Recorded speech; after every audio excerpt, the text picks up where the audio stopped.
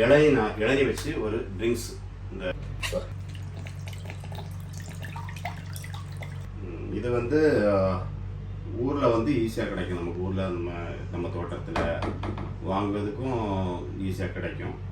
Ice cube போட்டுவிடுங்க, Lime squeeze பண்ணி வச்சுடுங்க, ஹனி சேர்த்துக்கிடுங்க.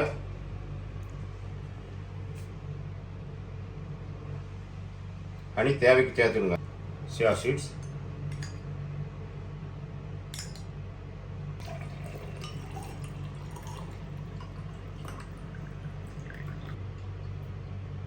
இருக்கு.